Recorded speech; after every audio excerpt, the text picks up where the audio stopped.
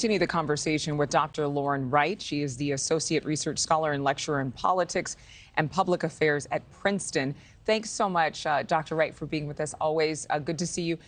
This year has to be different than other years. I mean, I hear the doomsday predictions that if America defaults, it's going to be devastating every single year. Is there anything unique in 2023?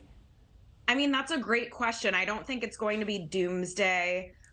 There have been 12 situations since 2001 with split government where both parties managed to agree to raise the debt ceiling. So we've seen divided government before. What we haven't seen, and where I think you make a really good point, is we just got out of this very contentious McCarthy speaker battle. So Democrats have a couple cards up their sleeve. One, they know Kevin McCarthy is not empowered in his caucus. He doesn't have, maybe he has the votes for this. That would be impressive. Hopefully he negotiated that behind the scenes, but that's not a reliable, unified caucus. So they see that. They see that there's some disagreement behind the scenes with Republicans not wanting to talk about these cuts back home with their constituents.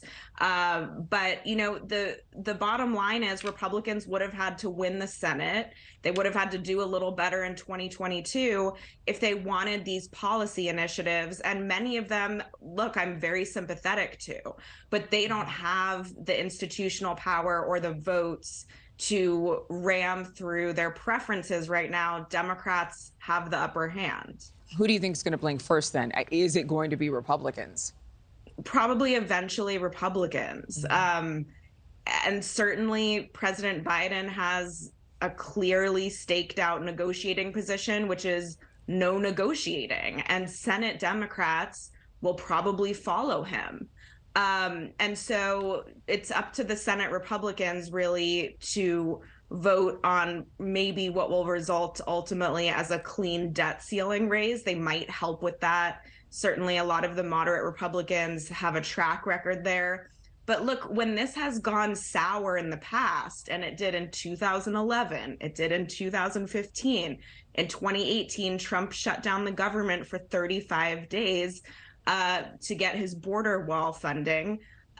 Those things are not popular for Republicans. Public opinion shows people generally blame Republicans because they're the ones forcing the hard bargain. And again, a lot of those might be good ideas, but it tends to hurt them when they do these sorts of things. I have to ask you, because of your research background, why is the reporting done the way it is for the mainstream media?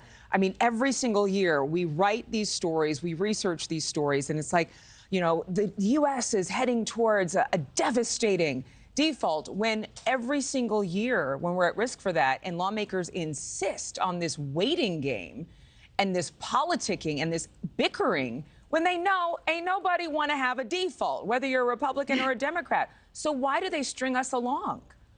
They don't, but I do think it's scary. I think a lot of Americans look at it and they say, why can't we get this together? And then sometimes it does happen. In 2011, the U.S.'s credit rating was downgraded by the S&P. The market went haywire. These things happen, and it's not good for our international reputation. And that is very scary. And so I do think when you look at how divided Congress is, how extreme some of these members are, how polarized we are, a lot of Americans are rightly worried about it. And so some of the coverage is justified. But if I had to make a prediction, Adrienne, I would say they're going to vote to raise the debt ceiling. I just don't know when. Okay. Yeah. These politicians, as much as they enjoy, showing each other who's wrong, who's right, they don't want to default. A recent poll finding nearly half of Americans actually support raising the debt ceiling, compared to about 54% who oppose it. Thank you so much for your time. We appreciate it. Thanks. Thank you for watching. Go to newsnationnow.com to find NewsNation on your television provider. And don't forget to click the red subscribe button below to get more of NewsNation's fact-driven, unbiased coverage.